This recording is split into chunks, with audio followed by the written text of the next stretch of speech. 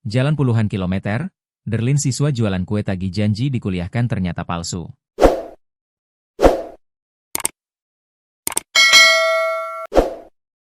Seorang pemuda asal Pandeglang, Banten dulunya viral karena jualan kue di sekolah. Ia adalah Derlin.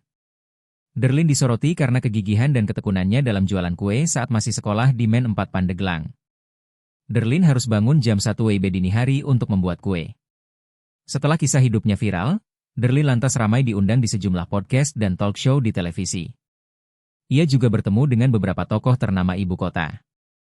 Lalu bagaimana kabar terkini Derlin? Di media sosial TikTok-nya, Derlin membagikan sebuah cerita pilu. Mulanya Derlin terlihat mengunggah chat ayahnya, yang bertanya soal biaya kuliah. Derlin lalu bercerita saat dirinya viral, ada tokoh ternama yang menjanjikannya beasiswa. Mendengar janji tersebut, Derlin yang berasal dari keluarga sederhana sontak senang. Tepat 2 tahun yang lalu, saya sempat menjadi sorotan media karena sebuah pencapaian. Saat itu, saya mendapat kabar bahwa akan diberikan beasiswa oleh seorang tokoh kota. Tentu saja, sebagai bagian dari keluarga sederhana, kabar tersebut menjadi harapan besar yang membahagiakan bagi kami. Beasiswa itu diharapkan dapat meringankan beban keluarga serta membuka peluang lebih luas bagi masa depan saya, tulis Derlin, dikutip dari Tribun Jakarta pada Kamis, 22 Mei 2025. Tahun berganti, Derlin mengaku tak kunjung mendapatkan kejelasan soal beasiswa tersebut.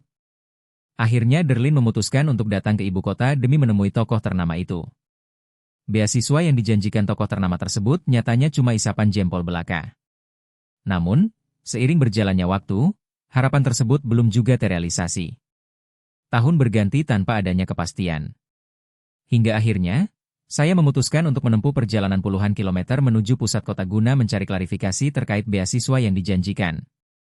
Sayangnya, sesampainya di sana, saya tidak memperoleh jawaban yang pasti.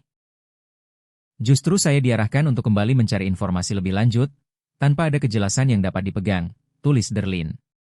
Di akhir ceritanya, Derlin lalu berpesan kepada warganet untuk tidak terlalu berharap kepada sesama manusia. Melalui pengalaman ini, saya ingin berbagi pelajaran berharga bahwa berharap sepenuhnya kepada manusia seringkali berujung ketidakpastian. Bukan berarti menyalahkan siapapun, dan tentu bukan untuk mengemis belas kasihan. Saya hanya berharap cerita ini dapat menjadi refleksi bagi siapapun yang membacanya, agar tetap kuat, mandiri, dan terus berjuang dengan kemampuan sendiri, tulis Derlin.